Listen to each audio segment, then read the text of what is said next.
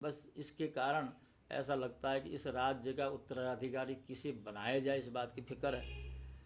तो अंगिरा जी ने पुत्रेष्ट यज्ञ किया और यज्ञ का प्रसाद देते हुए कहने लगे, राजन, इस प्रसाद से तुम्हें पुत्र तो मिलेगा, किंतु वह पुत्र तुम्हें खुशी भी देगा और कष्ट भी देगा।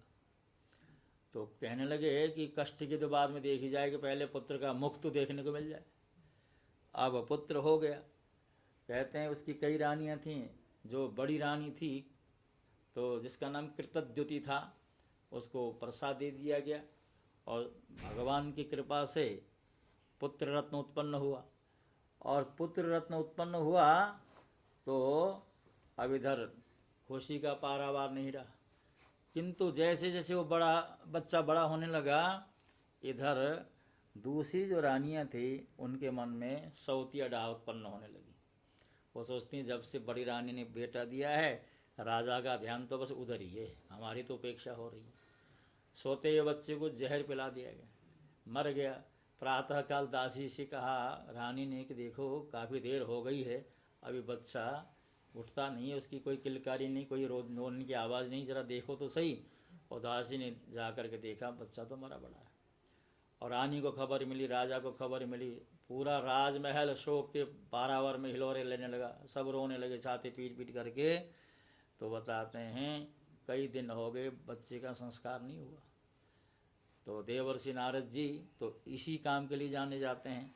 तो देवर्षि नारद जी अपने वीणा में भगवान का नाम गाते हुए उन्हीं अंगिरा ऋषि के साथ आए जिन्होंने यज्ञ की प्रसादी देते हुए कहा था इससे पुत्र होगा और पुत्र तुम्हें खुशी भी देगा और गम भी देगा। तो नारद जी ने देखा कि राजा रो रहा है और आकर के राजा के कंधे में हाथ रखा और कहने लगे कि राजन बताओ रोते क्यों हो। राजा ने कहा महाराज कैसी बात करते हो, सामने पुत्र की लाश पड़ी है और फिर भी पूछते हो। तो नारद जी कहने लगे इसलिए तो पूछ रहा हूँ। नारद जी कहते हैं एक बात बताओ राजन, इस पुत्र के उत्पन्न होने से पहले तुम्हारे पास ये अंगिरा ऋषि आए थे और उन्होंने क्या कहा था भूल गए। उन्होंने कहा था कि यज्ञ से पुत्र होगा, खुशी भी देगा और गम भी देगा। अब उत्पन्न हुआ, प्रत्युत्सव मनाया गया तो तुम्हें बड़ी खुशी हुई थी। अभी तो पहले से तय था इसने जाना ही जाना है, अब चला गया तो कौन सा आश्चर्य हुआ। तो ये तो सामान्य बात है और इसके लिए तुम रो रहे हो। राजन देखो ये संसार कैसा है, इस संसार में जब हम किसी से मिलते या बिछुड़ते हैं तो उसको ठीक उसी तरह मानो जिस तरह नदी में जब पानी बहता है और ख़ास करके वर्षा के समय में जब नदी में पानी बहता है तो पानी के साथ बहुत सारे वृक्ष भी बहते हैं, क्योंकि जब वर्षा घनघोर होती, पहाड़ों से नदियाँ निकलती हैं तो पहाड़ की चट्टानें गिरती हैं, पेड़ पौधे गिरते हैं, उन सब को लेकर के नदी बहती है। और जब नदी बहती है तो नदियों में बहने वाले जो वृक्ष लताएँ हैं या कोई भी वस्तु है, जब वो बहती है तो वो बहते बहते कभी कभी वो वस्तुएं आपस में मिलती हैं और कभी जुदा हो जाती हैं, कभी मिलती हैं कभी जुदा होती हैं। ऐसे ही काल के प्रवाह में बहते हुए जो जीव हैं कभी मिलते हैं, तो जब मिलते हैं तो संयोग का सुख अनुभव होता है, ये भ्रम है वैसे, लेकिन जब बिछुड़ते हैं तो वियोग का दुख सताता, रोने लगते हैं। भाई इतना ही अंतर है, इस सत्यता को तुम समझो। अब नारद जी समझाते रहे और राजा की समझ में बात नहीं आई। तो नारद जी ने सोचा जब सिद्धांत नहीं समझ में आता तो फिर प्रैक्टिकल करके बताना पड़ता। तो नारद जी ने कुछ देर के लिए अपनी योग शक्ति से उस बच्चे को जीवित कर दिया और कहा जीवात्मन पश्य भद्रम ते मातरम पितरम चते सुहृदो बांधवस्तप्ता शुचा त्वत्कृत्या वृषम। अरे बालक उठो, काहे को सो रहे हो। अब मरे हुए बालक को जीवित कर दिया और कहते हैं कि उठो, अपने माता पिता को ढाढ़स भगाओ, सांत्वना दो, देखो ये तुम्हारे लिए रो रहे हैं और जब तुम जाग जाओगे तो फिर पिता के द्वारा दी हुई सारी जो संपत्ति उसका भोग करोगे। राज वैभव का आनंद लोगे, उठो। अब वो बच्चा उठा नहीं, सोते ही कह रहा है कि कस्मिन जन्मन्यमी मह्यम पितरो मातरो भवन। बच्चा कहता है ये मेरे किस जन्म के माता पिता है, उठा नहीं अभी। इसका मतलब क्या हुआ? बालक ये कह रहा है कि मेरे तो कई सारे जन्म हो चुके हैं, बहुत बार मैं किसी का पिता बना हूँ, किसी का पुत्र बना हूँ, किसी का दादा बना हूँ, किसी का पोता बना हूँ। अब मैं किस किस जन्म की बात याद रखूँ? ये बताइए नारद जी, ये किस जन्म के मेरे माता पिता हैं? देखिए अभी अभी तो मरा है। राजा को समझ में बात आ गई, जिसके लिए मैं रो रहा था उसने तो जवाब दे दिया। यही होता है संसार में, जिनका लालन पालन करो, खूब पढ़ाओ लिखाओ, हर तरह से जिनकी रक्षा करो, बाद में वही बच्चे कह देते हैं कि आपने हमारे लिए किया ही क्या। यही जवाब मिलता है। तो उस बच्चे ने जब जवाब दिया तो समझ में आ गई।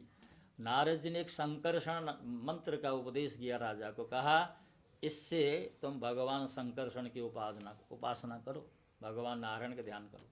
पहले तो बच्चे की अंत्येष्टि की, फिर नारद के द्वारा बताया हुआ जो मंत्र उसका जप किया, और जब का ये प्रभाव हुआ कि भगवान शेष प्रसन्न हुए, और प्रसन्न हुए तो कहने लगे राजन वरदान मांगो, क्या चाहते हो? तो उसी चित्रकेतु ने कहा ऐसा दिव्य विमान दे दीजिए मुझे, उस विमान में बैठ कर के मैं सारी पृथ्वी की परिक्रमा करना चाहता हूँ, देखना चाहता हूँ। तो शेष भगवान ने एक दिव्य विमान दिया, और उस विमान में बैठ कर के सारी पृथ्वी का चक्कर लगा रहा था। तो एक दिन ऐसा संयोग बना कि एक सभा बैठी हुई थी, जिस सभा के केंद्र में थे भगवान शंकर जी और माता पार्वती। सामने ऋषि लोग बैठे थे, और शंकर भगवान ऋषियों को ज्ञान का उपदेश कर रहे थे। और उस उपदेश के क्रम में जब ये चित्रकेतु उड़ता हुआ आकाश से जा रहा था, तो अचानक से ऊपर से नज़र पड़ी, और भगवान कैसे बैठे हैं? भगवान के साथ माता पार्वती बैठी हैं, और बराबर में नहीं बैठी हैं, उनके की गोदी में, भगवान शंकर जी की गोद में माता पार्वती जी बैठी हैं, और भगवान शंकर ऋषियों को ज्ञान का उपदेश कर रहे हैं। तो चित्रकेतु को बड़ा अजीब लगा। तो चित्रकेतु कहता है कि एष लोक गुरु साक्षात धर्म वक्ता शरीरणा, और भगवान शंकर जी धर्म के वक्ता हैं, लोक के गुरु कहलाते हैं, और इन्हें मर्यादा का ज्ञान नहीं ऐसा लगता है। सरेआम सभा में पत्नी को इस तरह लेके कोई बैठता है क्या?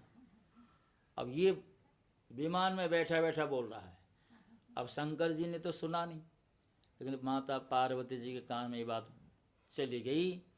तो माता पार्वती कहती हैं अरे दुष्ट, तो अपने माता पिता के प्रति ऐसा भाव रखता है, को भगा दिया। अपने माता पिता के प्रति ऐसा भाव रखता है, तुझे किसने विद्याधर की उपाधि दे दी? भगवान शंकरसन ने तेरे ऊपर जो कृपा करी और तुझे दिव्य विमान दे दिया, और तू है कि हमारे ऊपर इस तरह का संदेह करता है, तुझे तो असुर योनि में जाना चाहिए। और पार्वती जी का शाप ही था कि वो वृत्रासुर बन के आया, किंतु पिछले जन्म में उसकी जो तपस्या थी उसका ये परिणाम हुआ कि असुर योनि में भी वह भगवान को भूला नहीं है। बोलो सच्चिदानंद भगवान की। आगे दिति के द्वारा पुंसवन व्रत हुआ। दिति ने देवताओं से बदला लेने के लिए अपने पति से कहा कोई व्रत बताइए, तो कहते हैं पुंसवन व्रत, भगवान नारायण की पूजा करना है, नियम का पालन करना है, सत्य बोलना है, पवित्रता का ध्यान रखना है। तो पुंसवन व्रत आरंभ किया तो देवराज इंद्र को घबराहट हुई। देवराज ने सोचा यदि दिति का पुंसवन व्रत पूरा हो गया तो मेरा शत्रु उत्पन्न हो जाएगा, क्योंकि इंद्र अदिति के पुत्र हैं, और दिति से जो भी पैदा होगा वो दैत्य होगा, और दैत्य हमेशा देवताओं से द्रोह करता है। तो व्रत में विघ्न उपस्थित करने के लिए इंद्र ने सेवादार का रूप धारण किया। कहता है माँ, हमने सुना है कि आपने अनुष्ठान आरंभ किया, व्रत आरंभ किया है, इसमें किसी भी तरह की सहयोग की आवश्यकता तो मैं इसके लिए तैयार हूँ। और सेवा में बैठ गया, और मौका देखने लगा जहाँ इनसे त्रुटि हो जाए वहाँ इनका जो गर्भ है उसका छेदन कर दूँ। तो कहते हैं एक दिन की बात है, रात्रि के समय में थोड़ा बहुत फलाहार लिया और फलाहार लेने के पश्चात मुंह हाथ धोए बिना वो सो गई। तो शुद्धता का इतना ध्यान रखना होता है, तो व्रती को खास करके। तो बस इंद्र जो है दिति की कोख में गया और वहाँ पे पहले से बालक आ चुका था, उसके 7 टुकड़े कर डाले। लेकिन दिति की जो तपस्या थी या अनुष्ठान था, पूजा थी, उसका ये प्रभाव हुआ कि 7 टुकड़ों में काटने के बाद भी वो मरा नहीं। और 7 में से हर एक टुकड़े के 7 टुकड़े और कर दिए तो कितने टुकड़े हुए? 49। 49 टुकड़े, 49 के 49 टुकड़ों में जान है, प्राण है। और उन 49 टुकड़ों ने ये कहा कि हे देवराज इंद्र, अरे हमारा क्यों वध करते हो, हम तुम्हारे ही दास बन करके तुम्हारी सेवा में लग जाएंगे, हमें बचाओ, मारो नहीं। और कहते हैं वही 49 के 49 वायु के रूप में, मरुदगण हमारे 49 वायु हैं ऐसा मानते हैं। तो 49 के 49 दिति के कोख से बाहर आ गए और किसके सेवक बन गए? इंद्र के बन गए। लेकिन दुश्मन उत्पन्न करने के लिए, शत्रु उत्पन्न करने के लिए जो व्रत था दिति का, वो व्रत खंडित हो गया। तो इसी के साथ साथ इस स्कंद को यहाँ पर विश्राम दिया है। अब देखिए 7वें स्कंद के आरंभ में राजा परीक्षित के मन में संशय हुआ। परीक्षित ने प्रश्न किया कि हम देखते हैं कि भगवान पक्षपाती, हमेशा देवताओं का पक्ष लेते हैं और असुरों का सफाया करते हैं, ऐसा नहीं करना चाहिए। तो सुखदेव जी कहते हैं राजन, ये तुम्हारा भ्रम है, भगवान कभी पक्षपात नहीं करते हैं। जिसने पानी पी करके गाली दी, ऐसे दुष्टों का भी, और खास करके शिशुपाल जैसे पापात्मा का भी भगवान ने उद्धार किया। मारा, शरीर को मारा है, आत्मा को थोड़ी मारा है। शरीर मार बेशक दिया हो, किंतु शिशुपाल को भी अपने धाम में स्थान दे दिया भगवान। भगवान किसी का के प्रति दुर्भाव रखते ही नहीं। तो सुंदर बात बताई, ये जब शिशुपाल को भगवान के सुदर्शन चक्र ने मारा, राजसू यज्ञ के प्रसंग में आता है। तो यहाँ पर युधिष्ठिर जी के मन में प्रश्न हुआ था कि भगवान को जिसने गाली दी उसका भी भगवान ने उद्धार कर दिया। भगवान तो बड़े ही एक तरह से दयालु हैं। तो भगवान के मन में किसी तरह का कोई पक्षपात का भाव नहीं होता। देवर्षि नारद जी ने कहा यही तो भगवान की भगवत्ता है। गोप्य कामाद भयाद कंस द्वेष्याद चैद्यादि नृपा संबंधाद विष्णु स्नेहाद यूयम भक्त्यवयम भव। नारद जी कहते हैं किसी ने द्वेष भाव से भजा तो उसका उद्धार कर दिया, किसी ने काम भाव से भजा तो उसका भी उद्धार कर दिया, किसी ने कहा आप मेरे पुत्र बन जाइए तो पुत्र बन करके आए, किसी ने कहा मेरा पति बन करके आइए, पति बन करके आए। जिसने जिस रूप में भी भगवान का भजन किया है उनका भगवान ने उद्धार ही किया, यही भगवान की भगवत्ता है। तो सुंदर बात बताई है। अब यहाँ पर 7वें स्कंद में हिरण्यकशिपु की कथा, हिरण्याक्ष का वध 3रे स्कंद में कर दिया भगवान ने। तो हिरण्यकशिपु के मन में भगवान के प्रति वैरभाव जागृत हुआ, ये नारायण ने मेरे भाई का वध किया है, क्यों न मैं नारायण से बदला ले लूँ। मंदराचल की चोटी में तपस्या करने गया, तपस्या करते करते उसके शरीर की ये हालत हो गई कि मिट्टी ने अपना, दीमक ने अपना घर बना लिया। दीमक जो है वो अपना रहने के लिए मिट्टी का घर बनाती है। तो दीमक ने उसके शरीर को अपना घर बना लिया, मिट्टी की ढेर में जो है उसका शरीर दब गया। लेकिन ब्रह्मा जी की तपस्या छोड़ता नहीं। एक दिन थक हार करके ब्रह्मा जी पहुँचे, कहने लगे पुत्र मांगो, क्या चाहते हो, किस लिए तपस्या कर रहे हो। कहता है कि मुझे अमरता का वरदान दीजिए। ब्रह्मा जी कहने लगे अमर तो मैं भी नहीं, जो खुद अमर नहीं है वो अमरता का वरदान कैसे दे सकता है, कोई और मांगो। तो उसने कहा कि अगर अमरता का वरदान नहीं दे सकते तो ऐसा करो कि न अंदर मरूं न बाहर मरूं, न शस्त्र से मरूं न अस्त्र से मरूं, न जमीन पे मरूं न आकाश में मरूं, न जल में मरूं न स्थल में मरूं, न शस्त्र से मरूं न अस्त्र से मरूं, न पशु के हाथ में मरूं न मनुष्य के हाथ में मरूं, न 12 मास में से किसी मास में मरूं। तो ये सारे जो उपाय थे वो सारे के सारे उपाय रख दिए कि उसने सोचा कि अगर मैंने ये सारी बातें रख दी तो मैं किसी भी तरह से सुरक्षित हो जाऊंगा, ये भाव था ना। तो ब्रह्मा जी ने कहा तथास्तु। अब तपस्या से खड़ा हुआ और आया, आ करके अपने जो सेवक थे उनसे कहता है अब जा कर के हमारे राज्य में ऐसी घोषणा कर दो, कोई यज्ञ नहीं होगा, कोई दान नहीं होगा, कोई तपस्या नहीं करेगा, कोई गोपालन नहीं करेगा, यानी हर तरह से जो है तुम धर्म का हनन करो, धर्मात्माओं का हनन करो। और इस तरह जो है उसने उत्पात मचाना आरंभ किया, क्योंकि वो ऐसा मानता था कि हरि को कमज़ोर करना हो, नारायण को कमज़ोर करना हो तो धर्म को कमज़ोर करो, धर्म को कमज़ोर करना हो तो गौओं का विनाश करो, देवताओं से वैर करो, वेदों को नष्ट करो, यज्ञों को नष्ट करो, दान आदि क्रियाओं को नष्ट करो। तो भगवान को कमज़ोर करने के सारे उपाय होते हैं। और ये सब चीज़ें जब जारी रहती हैं तो भगवान सबल बने रहते हैं, भगवान हमें आशीर्वाद देने की शक्ति बराबर रखते हैं। तो यहाँ पर जब उसने घोषणा की तो उन्होंने वही काम किया, दुष्टों ने यज्ञ को विध्वंस करना है और कोई सत्कर्म होने नहीं देना है। तो सब के सब दुखी हुए। अब भगवान नारायण की शरण में गए, भगवान से कहते हैं भगवान हिरण्यकशिपु के अत्याचार के कारण हम जी नहीं पा रहे हैं, हमारी भक्ति हमारे यज्ञ इनकी रक्षा हो नहीं पा रही है। तो भगवान से जब निवेदन किया तो भगवान ने भी यही कहा यदा देवेषु वेदेषु गोषु पिप्रुषु साधुषु, साधुषु अर्थात जब देवताओं के प्रति, वेदों के प्रति, गौओं के प्रति, ब्राह्मणों के प्रति, साधुओं के प्रति, धर्म के प्रति इसका द्वेष बढ़ता चला जाएगा, बढ़ता चला जाएगा, जब चरम में पहुँचे और ख़ास करके अपने ही पुत्र प्रहलाद के प्रति इसका शत्रु भाव होगा तो चिंता मत करना, मैं आऊँगा और इसका सफाया करूँगा। तो सुंदर बात बताए, उसके 4 पुत्र हैं। ज्येष्ठ पुत्र का नाम है हराद, बस हम प्रहलाद बोलते हैं लेकिन असली नाम है हराद, संग्राद, अनुल्लाद और प्रहलाद, ये 4 पुत्र हैं। तो उच्चारण में आसानी हो जाए इसलिए हम प्रहलाद बोलते हैं, लेकिन यहाँ जो भागवत में नाम है उसका, उसमें क्या है प्रहलाद, र है र, हा के नीचे ल नहीं। जो प्रहलाद जी बड़े ही भगवाननिष्ठ हैं, तो विषम परिस्थिति में रहते हुए भगवान का भजन छोड़ते हैं। तो अब उस हिरण्यकशिपु ने अपने बच्चों की शिक्षा के लिए अपने ही राजमहल में गुरुकुल खोला है और शुक्राचार्य जी से कहा हमारे बच्चों का ध्यान आप रखें, उन्हें पढ़ाएं लिखाएं।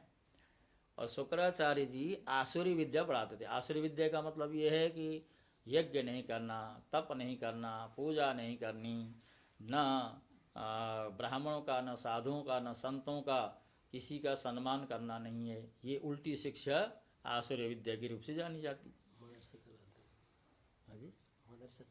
हाँ, तो दुनिया भर के दूसरी तरह के जो पाठशालाएँ चलती हैं तो उनको चलाना, तो ये सब चीज़ें चल रही थी।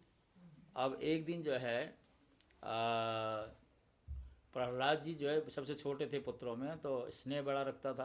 प्रहलाद जी को अपनी गोदी में उठा के कहता है बेटा बताओ तुम्हें सबसे अच्छी चीज़ क्या लगती है। तो प्रहलाद जी से उम्मीद थी वो ये कहेगा कि जैसे छोटे बच्चे होते हैं ना, छोटे बच्चों से अगर पूछा जाए तो अपनी कोई प्यारी चीज़ बताते हैं। कोई कहेगा मुझे चॉकलेट अच्छी लगती है, कोई कहेगा मुझे आइसक्रीम अच्छी लगती है। तो अलग अलग बच्चों की ख्वाहिशें होती हैं, उनकी च्वाइसें होती हैं। तो यहाँ पर प्रहलाद जी ने कहा पिताजी अगर मुझे सच कुछ पूछते हो तो मैं तो एक ही बात जानता हूँ, गृहस्थ रूपी अंधियारे कुएं को छोड़ो और वन में जाकर के हरि भजन करो। देखो जिन हरि से हिरण्यकशिपु द्वेष रखता हो उनके लिए कह रहे हैं कि हरि भजन करो। और क्रोध आया गुरुओं से, कहता अरे ये कैसी उल्टी शिक्षा पढ़ाते हो। तो फिर गुरुओं ने कहा ठीक है महाराज, हम कोशिश करेंगे कि इसके मन से हरि का भजन समाप्त हो जाए। कुछ दिनों के बाद पुनः बुलाया, कहता है पुत्र बताओ तुमने क्या कुछ पढ़ा है। तो प्रहलाद जी कहते हैं पिताजी मैं क्या पढ़ा बताऊं, मैंने तो ये पढ़ा है। तो कहने लगे श्रवणम कीर्तनम विष्णु स्मरणम पाद सेवनम आर्तनम बंधनम दास्यम सख्यम आत्मनिवेदनम। मैंने गुरुकुल में ये पढ़ा कि जहाँ कहीं भी भगवान की कथा होती हो जा करके चुपके से बैठो और कथा सुनो। क्या पहला काम क्या करना, श्रवणम अर्थात कथा सुननी है। और कथा सुनते सुनते कीर्तन का प्रसंग आ जाए तो कीर्तन करना है। स्मरणम, भगवान की सेवा करनी है, सुमिरन करना है, स्मरण करना है। पाद सेवनम, चरण सेवा करनी है भगवान की। अर्चनम, पूजा करनी है, वंदना करनी है और भगवान के प्रति दास भाव दिखाना है। और अंत में अपने आप को सरेंडर कर देना है भगवान के चरणों में। जिन भगवान से द्वेष करता है उन्हीं भगवान की भक्ति को लेकर के आज प्रहलाद जी बता रहे हैं। तो क्रोध आया, कहता अरे ये मानने वाला नहीं है। और प्रहलाद जी को सोचा अब तो ये हमारे कुल में रह करके हमारे कुल का ही जो है अहित करने वाला है, इसको मार डालना चाहिए। तो अनेक तरह से मारने के उपक्रम किए गए, लेकिन जितने भी उपाय किए गए सब के सब नष्ट हो गए। उपायों से प्रहलाद जी का बाल बांका नहीं हुआ। विषैले सांपों में के बीच में डाल देना, ऊंचे पर्वत से गिरा देना और गहरे जल में डाल देना। और एक बार तो सोचा, जो हिरण्यकशिपु की बहन जिसका नाम होलिका है, तो होलिका से हिरण्यकशिपु ने कहा एक काम करो बहन, इसे अपनी गोदी में लेकर के अग्नि में प्रवेश कर जाओ, अग्नि में प्रवेश कर जाओ। ध्यान से, कोई नहीं बैठेंगे। बोलो सच्चिदानंद भगवान की जय। तो बताने लगे कि अपनी बहन होलिका से कहता है कि होलिका, तुम्हारे पास एक ऐसी दिव्य चद्दर है जिसे ओढ़ करके तुम अग्नि में प्रवेश करोगे तो तुम्हारा बाल बांका नहीं होगा। तो एक काम करना, स्वयं तो वो चद्दर ओढ़ लेना और प्रहलाद को उस चद्दर के बाहर गोदी में लेके बैठ जाना और इधर से अग्नि लगा दी जाएगी। आप ये प्रहलाद जल के समाप्त हो जाएगा और तुम चद्दर से लिपटी होने के कारण तुम्हारा बाल बांका नहीं। किंतु ऐसा हुआ कि अग्नि का प्रभाव प्रहलाद जी को नहीं, अपितु वो जो चद्दर थी, जिस चद्दर के अंदर होलिका सुरक्षित थी, वो चद्दर उड़ करके भगवान प्रहलाद जी के शरीर से लिपट गई और प्रहलाद जी का बाल भी बांका नहीं हुआ। बोलो भक्तवत्सल भगवान की। तो प्रहलाद जी का बचाव हो गया। अब एक दिन हिरण्यकशिप अपने पुत्र से कहता है, पुत्र मैंने तुम्हारा अनिष्ट करने का इतना भरपूर प्रयत्न किया, लेकिन तुम हो कि तुम्हारा बाल बांका भी नहीं होता। कारण क्या है? तो ये बताओ, तुम्हारा भगवान रहता किधर है? तो प्रहलाद जी कहते मेरा भगवान तो हर जगह रहता है। कहाँ कहाँ बताऊँ कि यहाँ रहता है, यहाँ रहता है, हर जगह रहता है। तो सामने खम्बा खड़ा था, कहने लगे इस खम्बे में भी है तुम्हारा भगवान?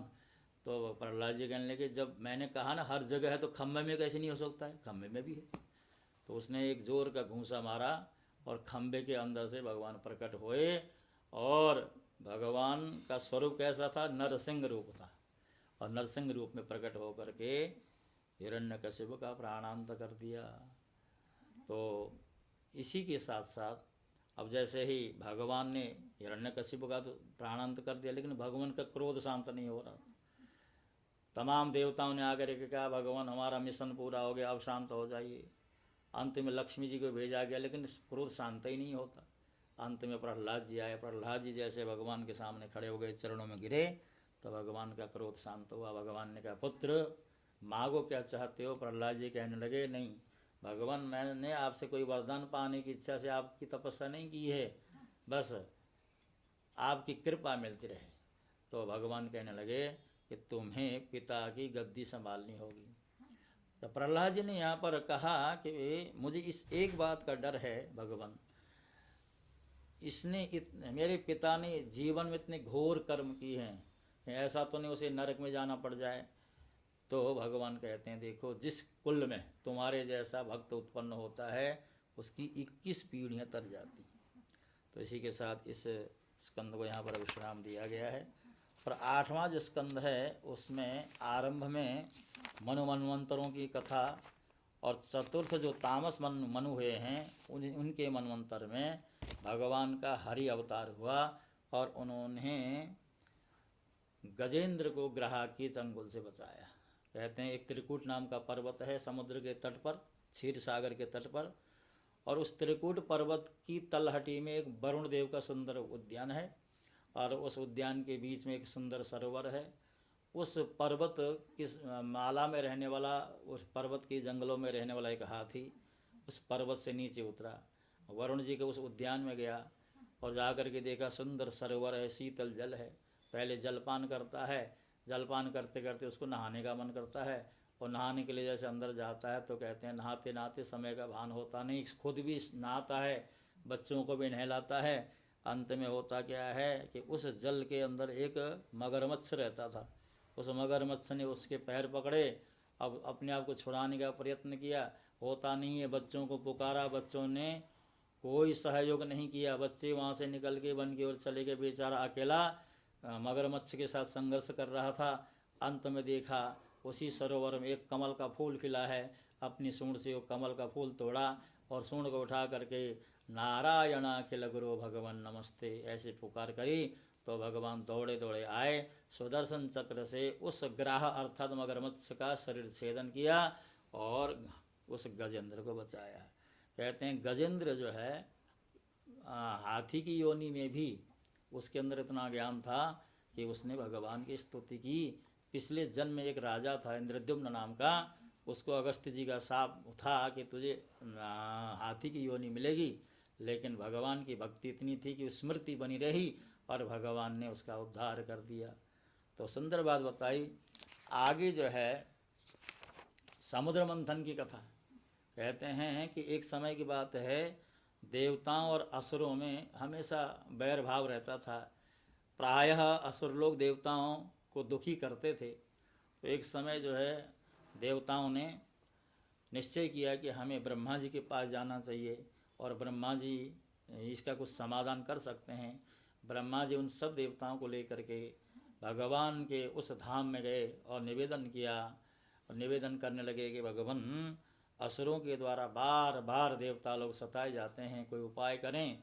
तो यहाँ पर भगवान कहते हैं एक काम करो कि असुरों से जाकर, क्योंकि असुरों का जो राजा था उसका नाम था बलि, तो बताया कि बलि से कहो कि हम दोनों पक्ष के लोग मिल करके समुद्र का मंथन कर देंगे और समुद्र के मंथन से अमृत प्रकट होगा। जब अमृत नहीं मिलेगा तो असुर लोग और देवता लोग अमृत पी करके दोनों अमर हो जाएंगे, फिर कोई किसी को मारना भी चाहेगा तो कोई मरेगा नहीं। तो बलि के पास देवताओं ने प्रस्ताव लेकर के जाने का निश्चय किया, और बलि को जब बताया गया तो बलि तैयार हो गया। और भगवान ने व्यवस्था दी थी कि समुद्र मंथन के लिए मंदाचल पर्वत को उसकी मथानी बनाना है, और वासुकी नाग की नेति यानी रस्सी बनानी है, और इस तरह समुद्र का मंथन होगा। तो समुद्र का मंथन आरंभ हुआ, और उसी समय वो जो पर्वत था उस पर्वत का संतुलन बिगड़ने लगा, हिलने डोलने लगा। तो भगवान से कहने लगे भगवान पर्वत टिकता नहीं है, बिना टिके कैसे मंथन होगा। तो भगवान कहने लगे कि आपने गणेश जी को मनाया नहीं, गणेश जी को मनाए बिना कोई शुभ कार्य करोगे तो सफलता कैसे मिलेगी। तो भगवान गणेश जी को भी मनाया है, और साथ ही साथ भगवान ने अपने आप को एक विशाल कच्छप के रूप में यानी कछुए के रूप में परिणत किया और उस पर्वत के नीचे जाकर के बैठ गए। और जब समुद्र का मंथन होने लगा, इधर से जो है जो नाग की रस्सी बनाई गई थी, नाग की रस्सी बना करके नाग का जो मुख भाग था उधर तो असुर लोग थे, उसकी जो पूंछ थी उसकी तरफ तो असुर लोग थे, लेकिन मुख भाग में देवता लोग थे। तो उस मंथन करते करते अचानक से देवताओं असुरों के मन में एक ख्याल आया। असुर लोग देवताओं से कहते हैं अरे देवताओं तुम बड़ी चतुर हो, तुमने हमें पूंछ पकड़ा दी और खुद मुख की तरफ लगे हो। हमने सुना है जो नाग होता है उसकी पूंछ बड़ी अमंगल होती है, और आप कल्पना कीजिए नाग का मुख अमंगल होता है, पूंछ अमंगल होती है, और बुद्धि मारी गई ना। यानी पहले पूंछ पकड़ रहे थे, लेकिन पूंछ पकड़ते पकड़ते मंथन करते करते अचानक से मन में भाव आया कि अरे देवताओं तुमने बड़ी चालाकी करी है, हमें पूंछ पकड़ा करके मुख पकड़े हो, सर्प की पूंछ बड़ी अमंगल होती है, हम अब समुद्र के मंथन को आगे नहीं बढ़ाएंगे। तो देवताओं ने कहा चाहते क्या हो, कहने लगे हम तो मुख की ओर आएंगे। तो देवता चाहते यही थे, तो उन्होंने कहा ठीक है भाई तुम मुख की तरफ लग जाओ, हम पूंछ की तरफ लग जाते हैं। अब जब समुद्र मंथन होने लगा, रगड़ से जो वासुकी नाग थे उनके अंदर की विष की ज्वाला बाहर प्रकट होने लगी, और उस ज्वाला में जल जल करके कई असुर जो है समाप्त हो गए। अब किसी तरह जब समुद्र मंथन का कार्य आगे बढ़ा तो पहला जो रत्न के रूप में निकला था वो हालाहल विष निकला। अब हालाहल विष निकला तो अब विष को क्या किया जाए, वो विष की ज्वाला जलाने लगी। तो ऐसा निश्चय किया गया कि भगवान शंकर जी के पास जाया जाए, वही विष को पचा सकते हैं, बाकी देवताओं के बस की बात तो है नहीं।